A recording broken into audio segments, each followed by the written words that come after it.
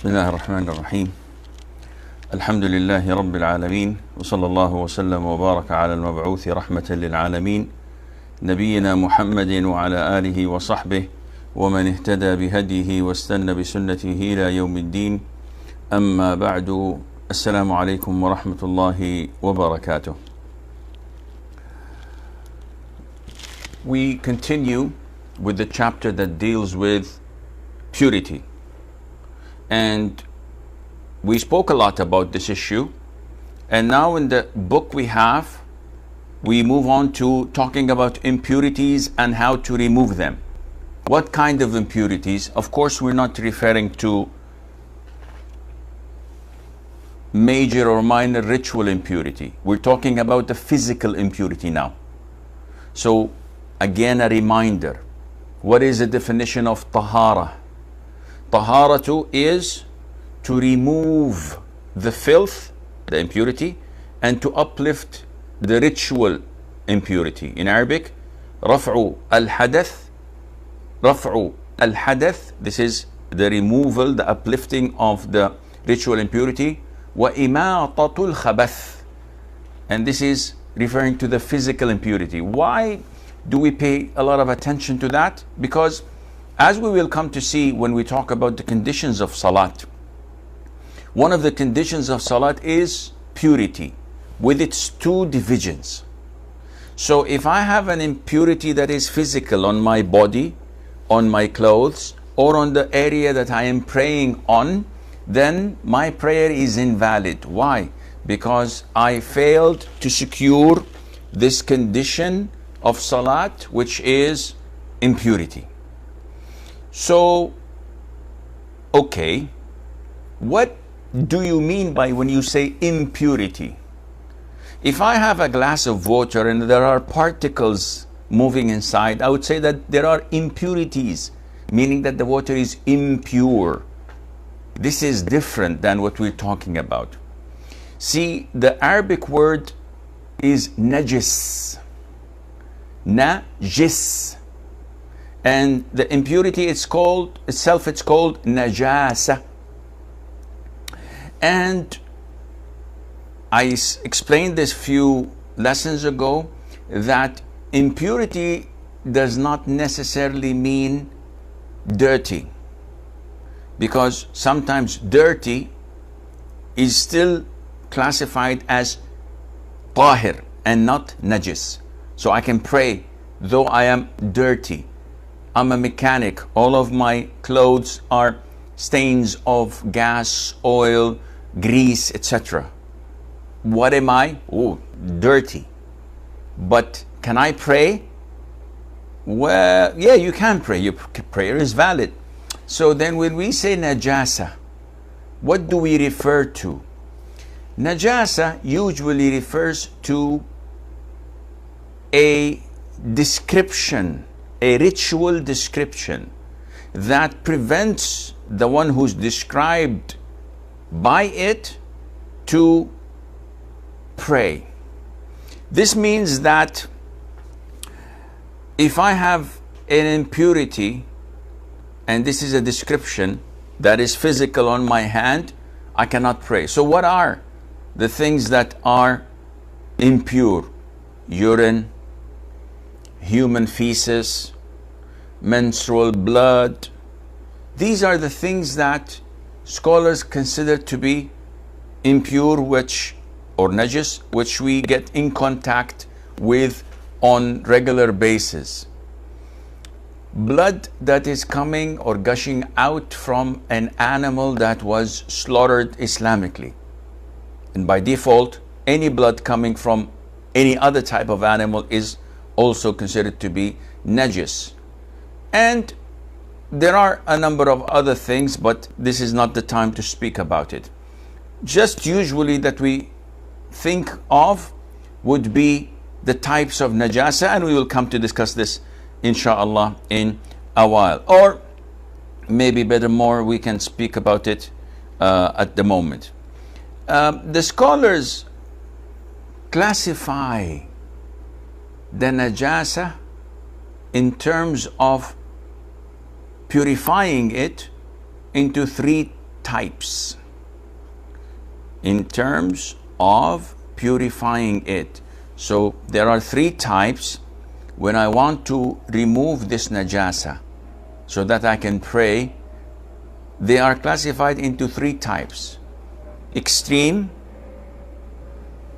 normal, and light. So we have something that is extreme.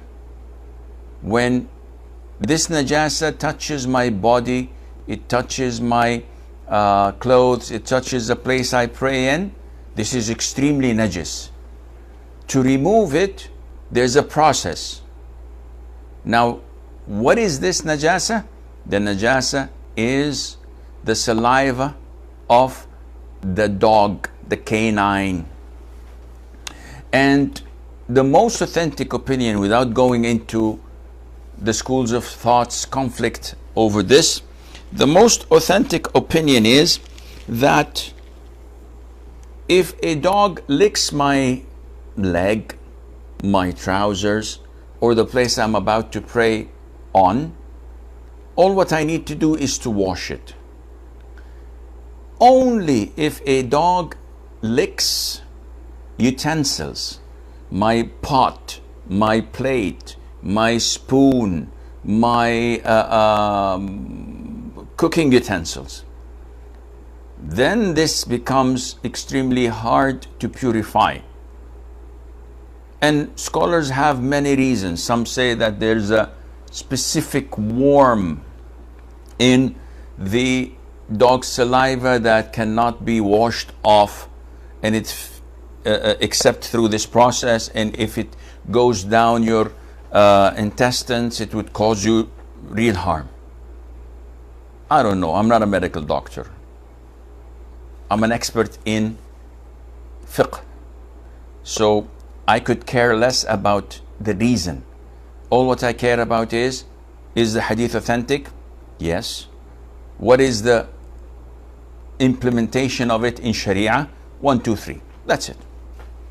So the Prophet told us, alayhi salatu wasalam, if a dog licks, drinks off, puts his mouth and nose in one of your utensils, then you should wash it once with soil and 7 times with water.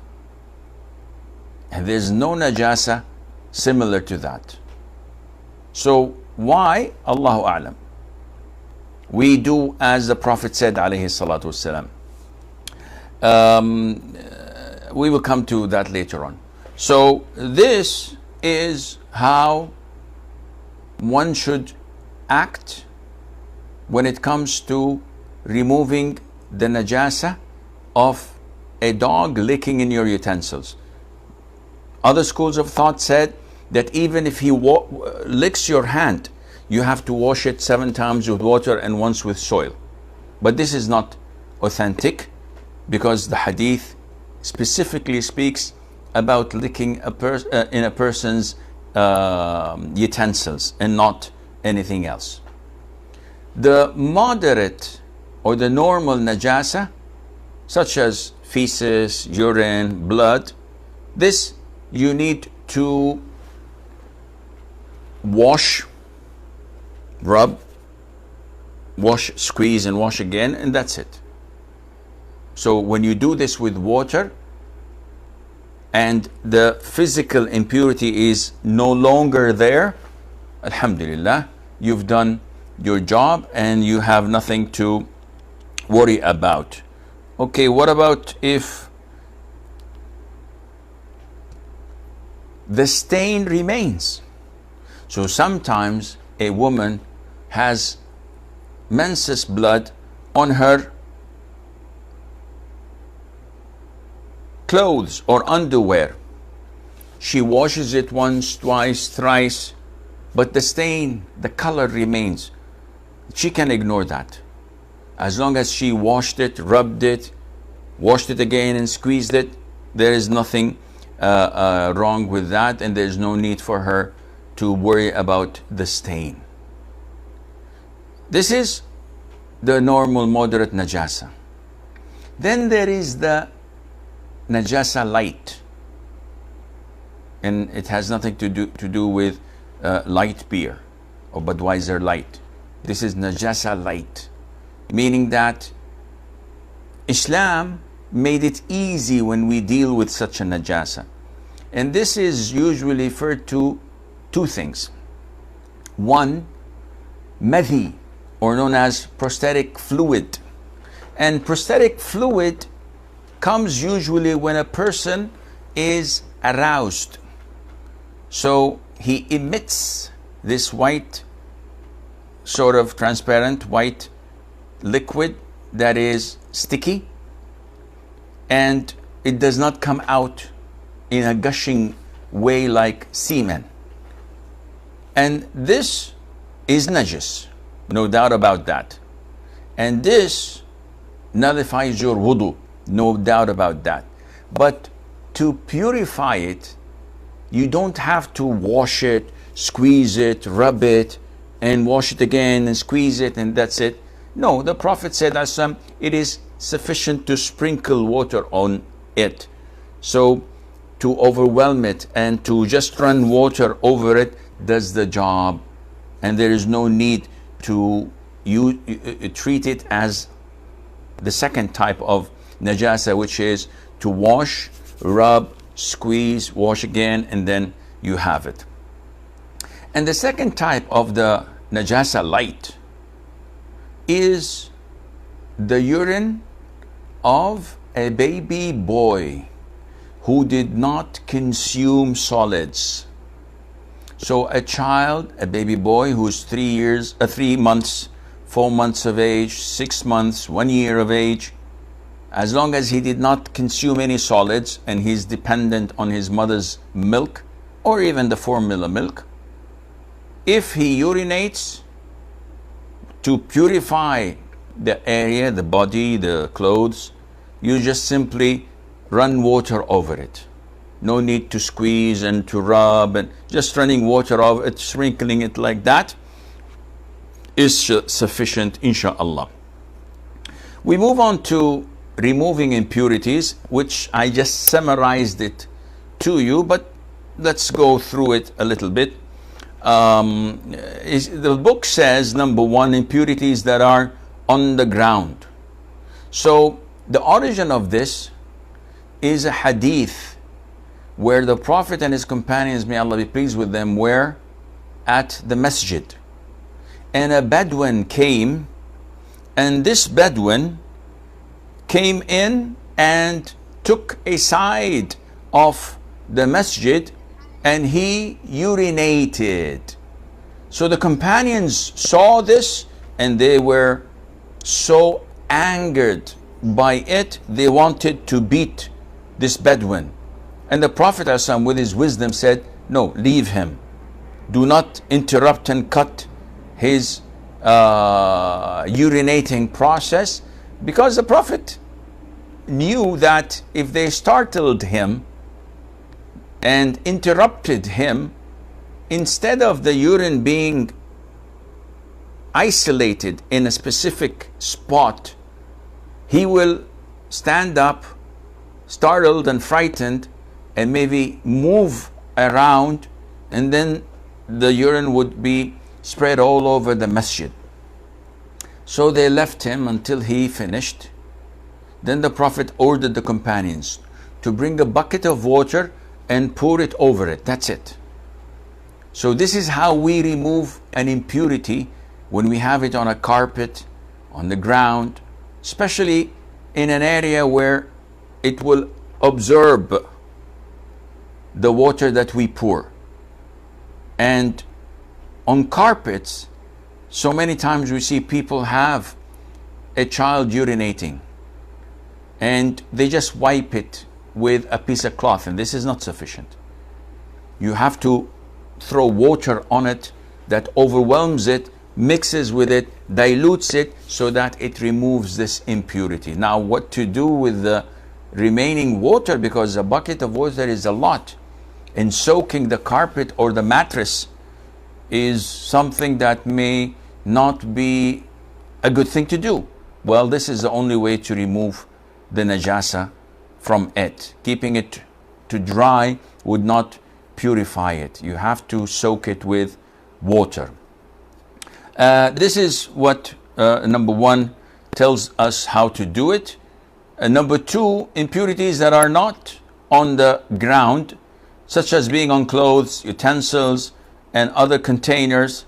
So if the impurity is that of a dog which licked or ate from it, then we have to use it. The book says dust, and dust is not the right accurate word. It should be soil. So either soil or sand or ground, but not dust. Dust does not purify anything, and you cannot collect dust. Dust you cannot wash with it. What about if a pig licks in your utensils? Would he be measured as if a dog did that? Because we know that pigs are najis and they're worse than dogs, because dogs, though we are consider it to be najis, yet Sharia came and allowed us to keep three types of dogs. Dogs that we hunt with, dogs that we shepherd with, and dogs that can guard houses, guard property. Real dogs, not a chihuahua, for example, something that really scares and protects with the grace of Allah Azza wa Jal. These are the three exemptions. And this is something that we have spoken about so many times. It is becoming a sort of a luxury to keep a dog. See, a person, a Muslim who has a dog, oh, he's so cute, he's so kind, and he's sophisticated. He likes dogs. Dogs are smart. Dogs understand what we want and they obey us. Unlike cats. Cats are like women. We don't know how they will react. They're impulsive. They change their mind every second. This is what the people usually say. And this is all nonsense. We have Sharia. We have Islam that rules our lives. The Prophet ﷺ told us that whoever keeps a dog every day, the weight of one qirat is deducted from his good deeds. 1 carat is deducted from his good deeds. The companion said, what is a carat? And the Prophet said, the weight of Mount Uhud. Every single day, Akhi, I can't make the weight of Mount Uhud in good deeds in 10 years. How can this be deducted from my good deeds every single day? So the Prophet told us it is not permissible at all to keep a dog unless it's a shepherd dog, unless it's a guard dog, or unless it's a dog used for hunting. That's it. To keep a pet, the children like it. This is all not permissible. And one of the things that are contemporary, and I was asked about it, and I tried my level best to do something about it, but it can't fit, is using dogs to assist the blind. And we know that they are extremely well trained, well mannered, they take care of their owner, and they give immense help. But looking through the Sharia and asking scholars, they said a dog is a dog, and using it is haram, especially when we know that the dog would be accompanying the blind man 24/7. So all of his clothes, his body, his furniture would be tarnished with najasa. And not only that, the Prophet said, alayhi salatu salam, anyhow, so not to expand on this topic, it is not permissible. So is the pig, which we are not allowed by any chance to have or to raise or to use by any chance, shouldn't it be worse than a dog when it licks? No, because the hadith came to show us the impurity of a dog's saliva when it licks. But it did not tell us that though the pig is najis, it did not tell us that it should be treated like the salivas of a dog, and Allah Azza wa Jal knows best. Okay, then the purity of a male child. What is this, Sheikh? Is this chauvinism? A'udhu billah. We have been hit right, left, and center with this word. Whenever you speak about anything that deals with men and women, you're a chauvinist, you're a pig, and feminists, they call themselves, come to the surface defending women's rights as if Islam deprived women from their rights. Anyone who doubts this is not a Muslim. And if you're not a Muslim, I could care less.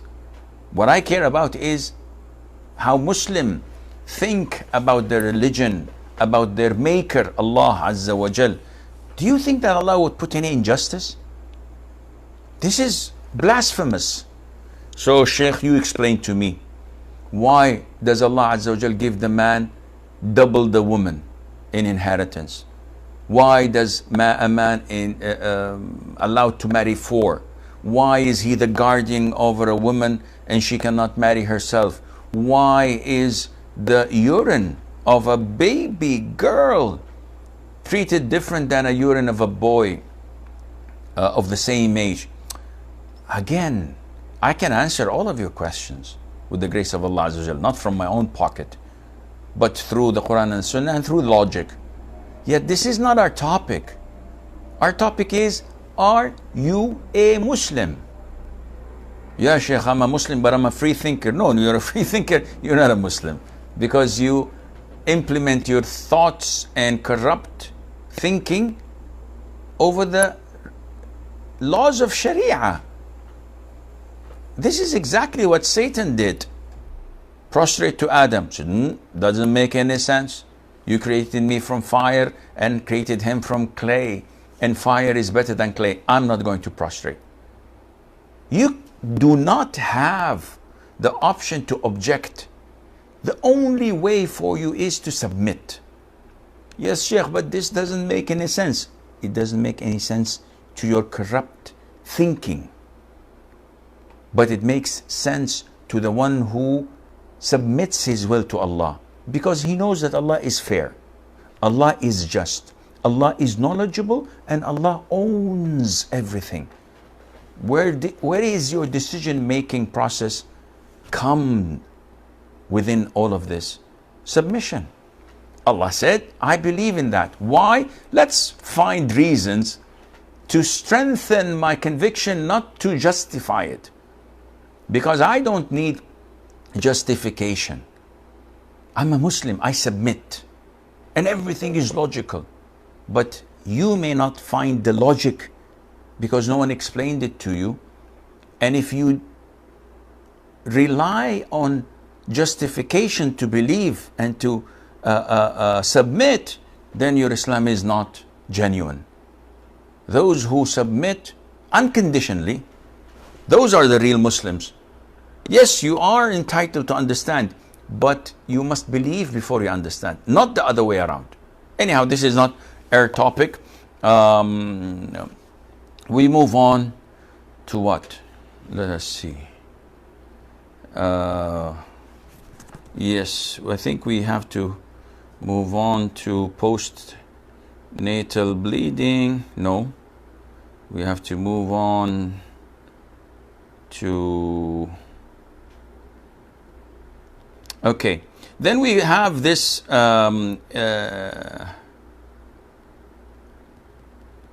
issue, which is it a must that we use water? It's not discussed here, but this is something that you may need. Now, wudu, ablution, can we use Coke or 7-Up to perform wudu with? We've answered this before and said, nope. the only substance that we can use water to, that we can use during wudu is water. Nothing else does the job. So the question would also be, if I were to remove an impurity, must I use water? A lot of scholars said yes, you have to use water.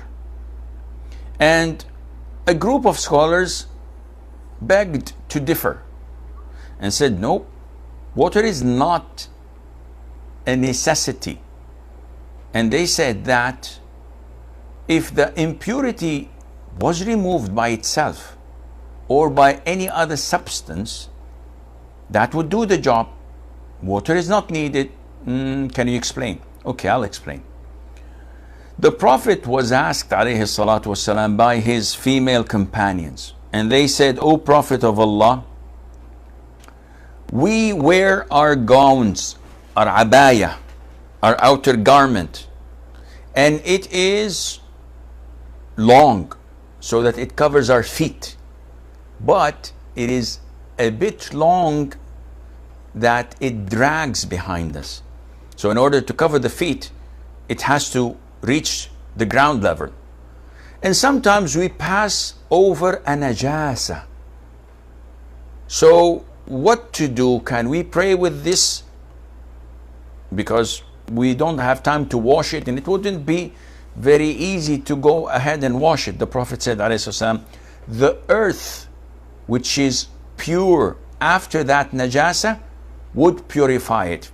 Meaning, if you walk on an area that is najis and you get some of this najasa on your shoes or clothes, but then you walk on a pure clean area that also your shoes and your garment drags over and is wiped or wiping, this would purify it.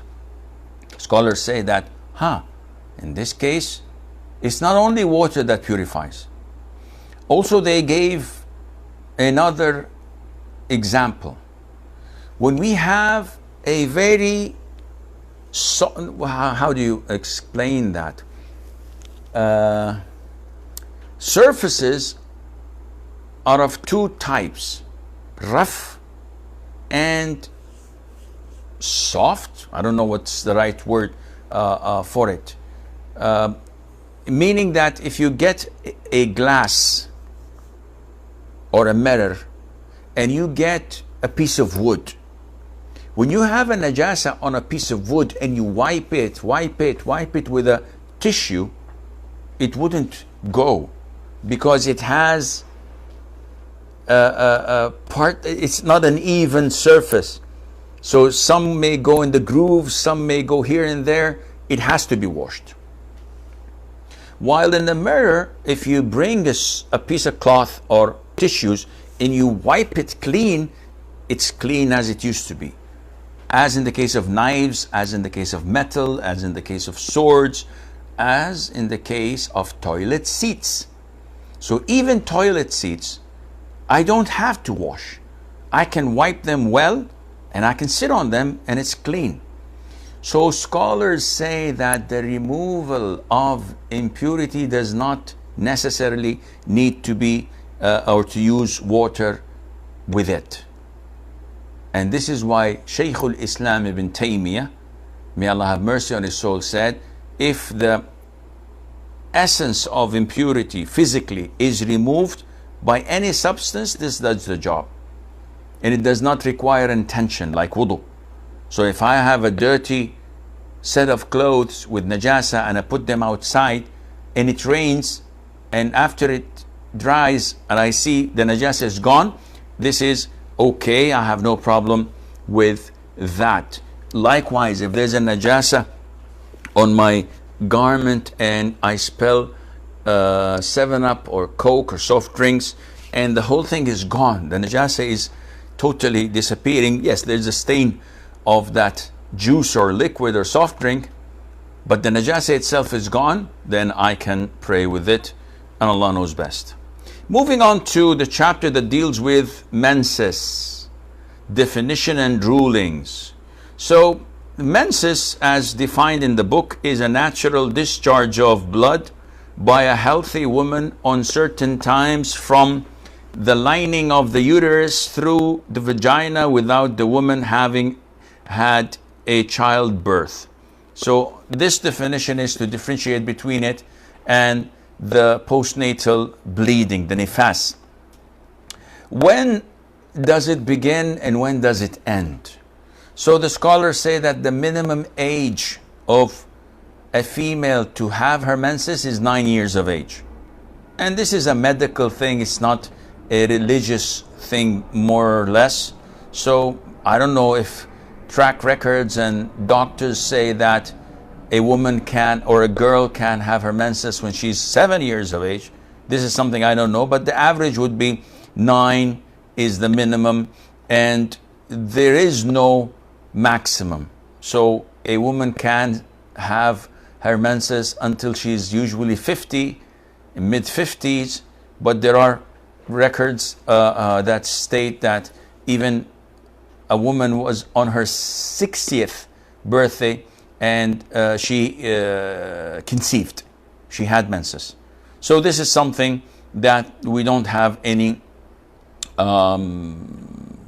fixed number from the Sharia to govern it. It depends from culture to culture, ethnicity to ethnicity, from climate to climate, and Allah knows best.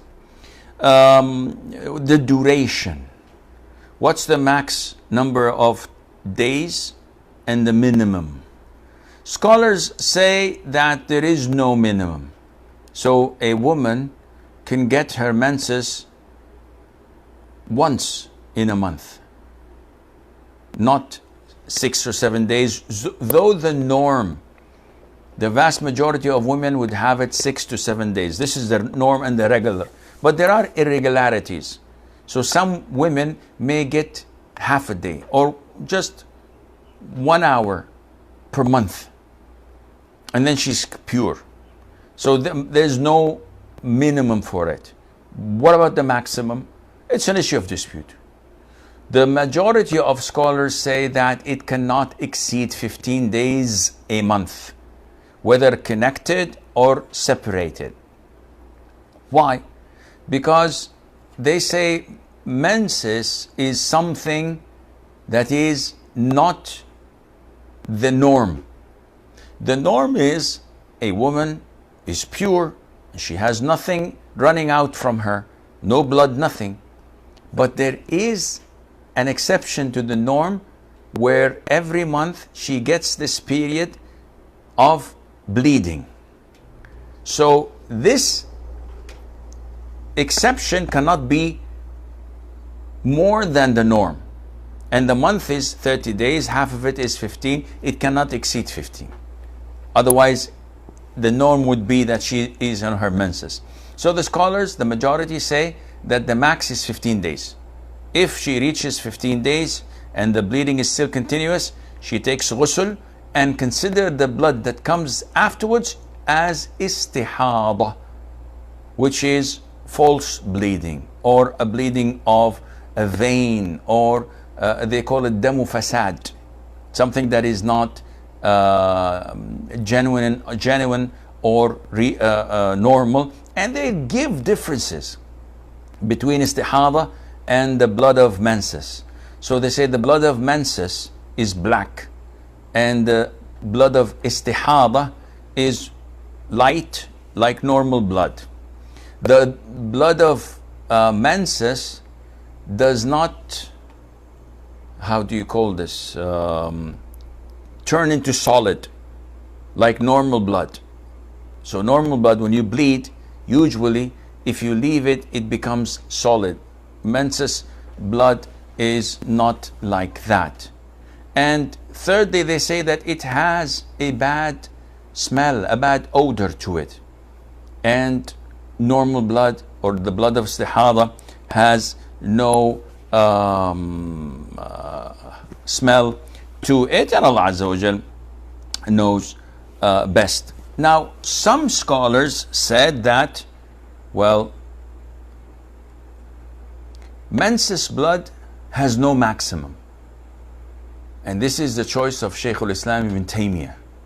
So he says, if a woman gets her menses for 2 months, this is possible.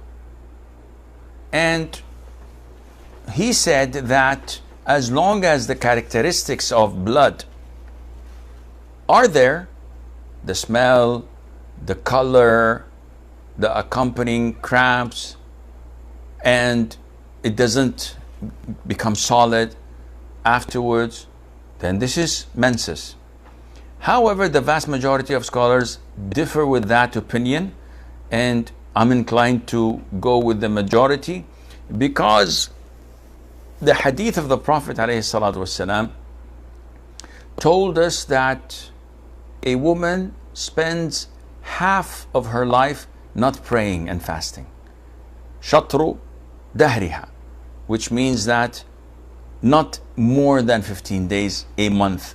So when we say that a woman doesn't pray for 2 months, even if she gets purity for 4 months afterwards or 6 months, but to stop her from praying and fasting for 2 months, this is not normal, and Allah Azza wa Jal knows best what it entails. So when a woman gets her menses, what does that mean? First, number one, it requires bath and at the end. So by default, any woman who has her monthly cycle, we tell her that you have to perform ghusl when you see your purity. And how does a woman know her purity? The norm is 2 ways of knowing a woman purity. Number one is at the end of her usually monthly period. So every month this woman gets 7 days. So this month on the 7th day, she did not see any bleeding. She did not see any colored discharges, neither brownish or yellowish. This is called the stoppage of bleeding or dryness, because she's wiping and there's clean, nothing, no discharge, no bleeding, nothing. So this dryness is one of the signs of purity. She can have her ghusl and resume praying, fasting, and having intimacy with her spouse. The second, which is more accurate, is when she wipes, there are no colored discharges, yet there is a white thread-like discharge. So a discharge that looks like a white thread, this is a clear indication that she's pure. She takes ghusl and she prays and fasts. What about if the following day or few hours later she sees spotting, a drop or 2 of blood, or she sees brownish discharge that comes every time she wipes? This does not impact her purity, because she saw the sign of purity after the blood stopped and she performed ghusl. Whatever comes afterwards is to be disregarded, unless she sees the flow of the blood. But 99.9% this doesn't happen. Okay, then there's another question. It is very important. A lot of the women ask about, and this okay, and this is, Sheikh, I am pure, I pray and fast, and just before I get my monthly cycle, 2 or 3 days earlier, I get cramps and I get brownish discharge, and I stop praying. Wrong. You cannot do that. Why? Colored discharge before the menses is different than colored discharge connected to the end of the menses. So colored discharge, when they come before the menses, the default is that you're pure. You do not stop praying or fasting until you see the flow of the blood. Because so many women get these discharges for a day or two, and then it stops. Wow, it stops, and what can I do? It stops, and this means that you cannot do anything. Khalas, you have missed prayer for 2-3 days. Yeah, but I thought. You should not have thought. Leave the thinking to someone else. So you mean that when I get these colored discharges, I should not stop? No, you should not. Continue to pray until you see the flow of the blood. Not a spot or two, a dot or two. No, the real flow of the blood as usual. Okay, what about after? No. After, if you did not see your purity, then these colored brownish discharges or yellow discharges are part of your menses. So the blood stopped on the 5th day or the 4th day. Stopped completely, no flow of blood. But there are these colored discharges. You continue to consider yourself in the state of menses. Because female companions used to send their pads to Mother Aisha, showing her that blood has stopped, but there's this brownish discharge, there is yellowish discharge, and she says, no, don't be haste. Wait until you see the sign of purity. So I hope this explains it. Number 2, when you have your monthly cycle for the first time, this is a sign of puberty. Because puberty is attained by one of 3 for both boys and girls, and there's a 4th one that only girls have.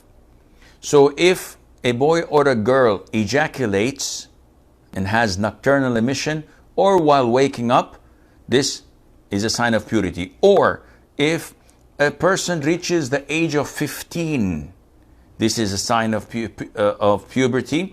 Or if the pubic hair grows, the rough pubic hair, not the soft one, this is a sign of puberty. And for the girls, a 4th one is to have their menses. Number 3, it is a significant mark. With monthly periods, we count what is known as the iddah.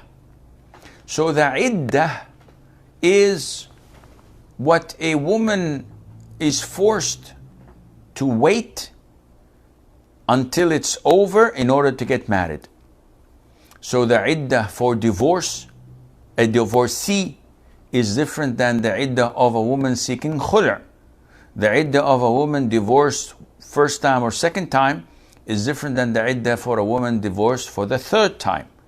The iddah for a widow, though she is not related to Menses, is different than the iddah of a divorcee.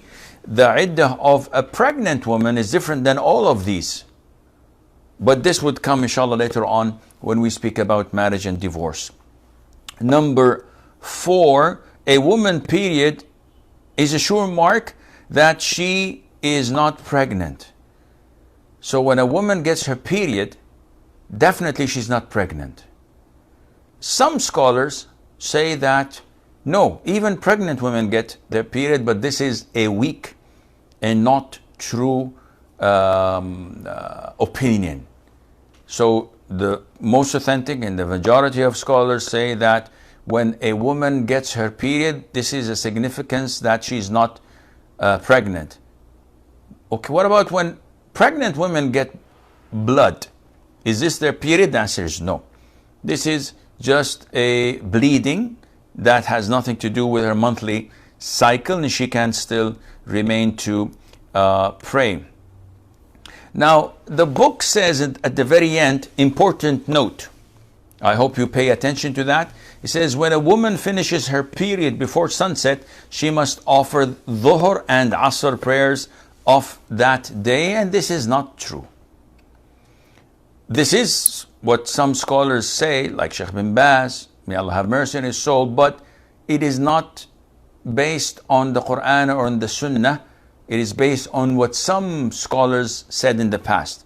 And this is not true. Allah Azza wa Jal has exempted women from praying when they are in their monthly cycle. So a woman who got pure just before sunset, let's go back in time 5 hours at Dhuhr time. From Dhuhr till Asr, why didn't she pray? She had her menses. So is it obligatory upon her to pray or not? Of course not. She has her menses. Okay, now it's Asr time and she saw her purity. She gets to the toilet, she makes ghusl. Now she's pure. What should she pray? Should she pray? Dhuhr and Asr. Excuse me? A couple of hours ago you said she's exempted. Why would she pray Dhuhr now? Said, well, because the time of Dhuhr and Asr are close and we combine prayers. Akhi, this doesn't make any sense. As long as she's exempted from praying due to her menses, then she does not have to pray Dhuhr. Asr, when she saw her purity, then this becomes obligatory upon her to pray. Even if she did not perform her ghusl, the prayer is a must. She has to make it or make it up after her ghusl is over, if it's over after sunset. But Dhuhr, and same goes with Maghrib and Isha, and Allah Azza wa Jal knows best. I think we will stop here with the things forbidden during menstruation because our time is running out. I think also we have the questions. Yep. So question number 1, can we read Qur'an using smartphone during menstruation? This we should have discussed, but it will come later on. And the answer is yes. It is prohibited for a woman in her menses to touch physically the Qur'an, the Mus'haf, the book written on paper. But the Qur'an I have here in my app, when I open my app and I open the copy of Qur'an, this is not the Qur'an itself. This is X and O's. This is how it's programmed. X and O's, X and O's, X and O's, or X and I's, or whatever. So once I turn it off, it's not a Mus'haf anymore. Once I turn it on, it's still not the same as the Mus'haf written in paper and ink that I am physically required to be in the state of purity to touch. So the majority of scholars say there's no problem in holding or reading the Qur'an from a smartphone or a PDA or whatever. Then we have a question saying, how about a man want to marry and practice ta'addud, which is polygamy, but he lives separate in a different country because on his place it's not permissible to practice polygamy. He might come every 6 months, 1 year to visit, but will intent WA call VC, I don't know what that is. It means misyar marriage. Is it better rather than to stay alone for a woman? So the question seems to be about a situation where a person is an expat and he is compelled to stay abroad alone to work, collect money, and pay for his wife, children, maybe parents back home. So the little he makes here in the Gulf area, for example, that little is sufficient for him to raise a family abroad in their home country and give them a decent life. But now he is away from his wife like 11 months a year, and he's a man and he has needs. So what is the ruling on him having a second wife?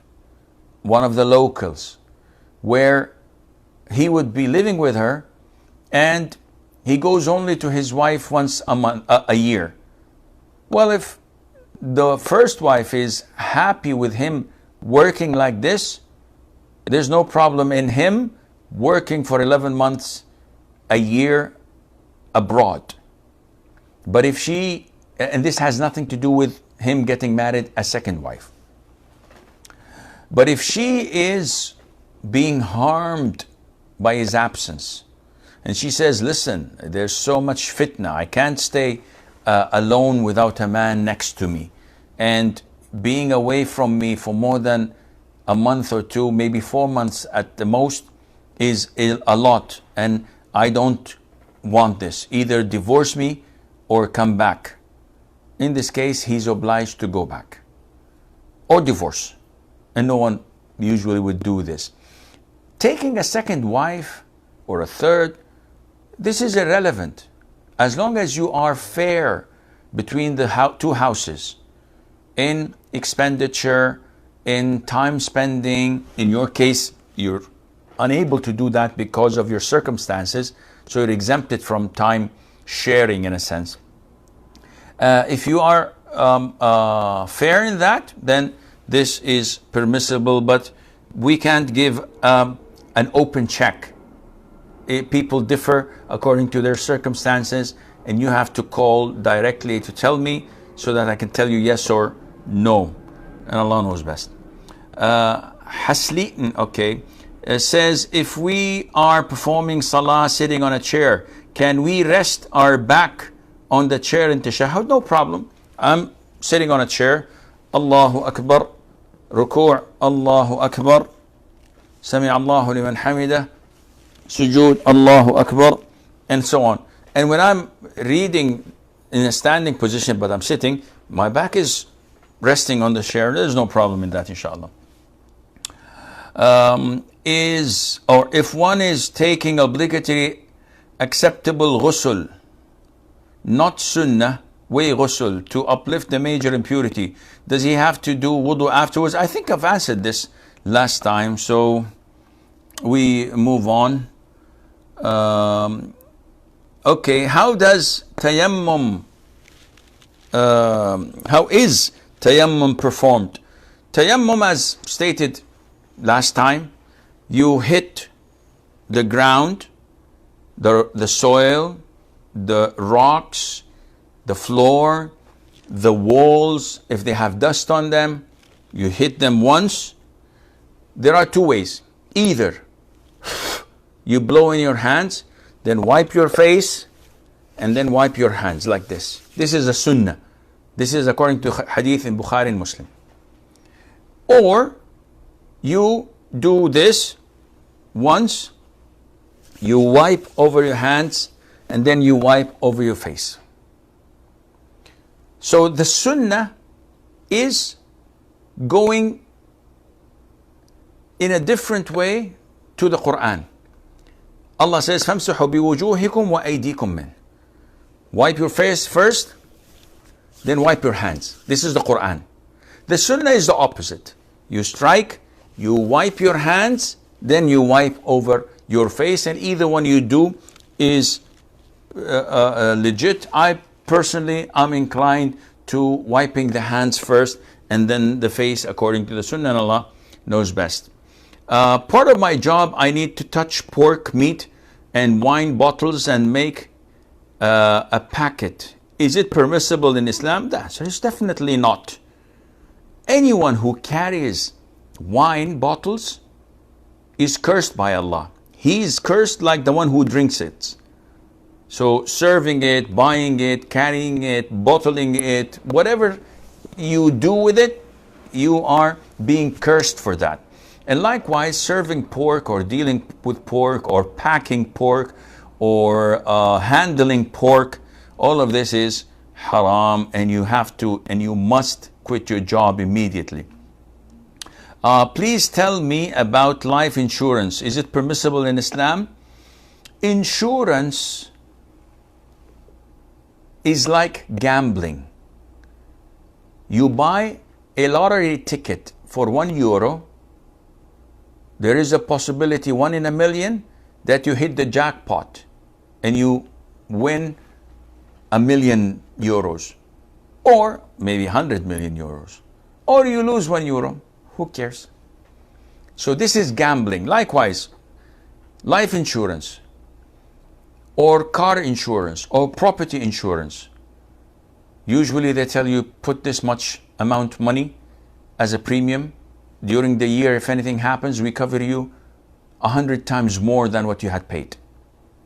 And if not, then you lose your money. This is with property or medical insurance. In life insurance, they may give you a saving scheme where they say that over the next 25 years, if you don't die, we will return this to you, or with investments, and it's full of riba and ambiguity. So in addition to gambling, there is also riba into it, and this is totally prohibited. My brother who lived in Bangladesh and has some money in the bank, for example, he has 20 lakh taka, and every month bank gives him 15,000 taka extra. It's called interest. My brother does not want to spend this money. Can he give this money to any poor family or orphans? Is it permissible in Islam? Please explain in details. This money is known as riba. And riba is interest, which is totally haram and prohibited. So in order for him to cleanse his wealth, he has to get rid of it. He cannot use it. He cannot pay taxes with it. He cannot pay for an accident he had with it. He must dispose of it by giving it to the poor or needy Muslims. And if he has relatives that are classified and labeled as poor, really poor, not as courtesy he gives it to them, but they're really broke, poor, can't make ends meet. In this case, yes, he can give it to them, inshallah. My question is, if non-Muslim invite us for barbecue and they buy halal meat for us, can we still have it as their grill had already been used for pork and other unhalal meat? If you are 100% certain of that, the answer is no. You cannot eat meat that was cooked through contaminated grills or utensils. But if you're not sure, then the default is that it is halal, inshallah, for you to eat. In 4 rak'ah fard prayer, I pray the first 2 rak'ah with surah after Fatiha, and the next 2 rak'ah only Fatiha. For 4 rak'ah sunnah, I read the surah after Fatiha for every rak'ah. Is it okay? Let me get this straight. The surah after Fatiha is voluntary, it's sunnah. So in Dhuhr and Asr and Isha, the sunnah is to recite a surah in the first 2 rak'ahs and to skip it in the last 2 rak'ahs. If I skipped it on all, so 4 rak'ahs of Dhuhr, I only prayed Fatiha, Fatiha, Fatiha, Fatiha. Prayer is valid. If I prayed a surah after all 4 rak'ahs, so 4 rak'ahs of Dhuhr, Fatiha surah, Fatiha surah, Fatiha surah, Fatiha surah, no problem. All of this is permissible. So this definitely answers your question. And the final question of today, it was narrated from Jabir ibn Abdullah, may Allah be pleased with him and with his father, that the Prophet ﷺ said, when the wings of the night spread, or when evening comes, keep your children in, for the devils come out at that time. Then, when part of the night has passed, let them go and close the doors and mention the name of Allah, for the shaitan does not open a door, a closed door, and tie up your water skins and mention the name of Allah. Cover your vessels and mention the name of Allah, even if you only put something over them, and extinguish your lamps. Narrated by Bukhari Muslim. The question: can you explain how to implement this hadith? What is the vessel's today's time? What if the vessel is empty? So do we still need to cover it? Should we close every room's door on or only the main door of the house? Sorry for the long question. Time is up. But in a nutshell, these orders, as the majority of scholars say, are recommendations, not prohibition. So yes, the door that is intended is the main door. When you enter the house, there is a door that separates the house from what's outside. This is the door. When you close, you say Bismillah. And this is where Shaitan says to his companions, leave. We don't have permission to spend the night in the house. And when you eat and say Bismillah, he says to his companions, leave. We have missed dinner and we have missed the sleeping over. And regarding the vessels or the pots, scholars say that these pots have to have food in them. So you have to cover them, or at least put a miswak, though the miswak looks nothing because the whole plate or the whole glass is open. But the justification was that there's a night every year where an illness, an epidemic, a disease descends and it goes into any vessel that is uncovered. And the scholars say that this is related to vessels with food. And there is a hadith where a man brought a vessel that was uncovered overnight, and that the Prophet told him, why did you uncover it? If I remember correctly, the man wanted to throw it away, but the Prophet did not allow him to do this, or the companion, wallahi, I don't remember at the moment, and he consumed what was in it. So this is a recommendation and not something of an obligation, and Allah Azza wa Jal knows best. As stated last time, this is our last session before, I think, like maybe the 20th of Jan, 19th or 20th of Jan. So I'll be having a break until then, inshallah, and we will not have any lessons, and we will continue after I come back from Cairo, Egypt, where I will be shooting some programs for Huda TV. And may Allah Azza wa Jal make what we learn beneficial for all of us. Until we meet next time, I leave you fi amanillah. Wassalamu alaikum wa rahmatullahi wa barakatuh.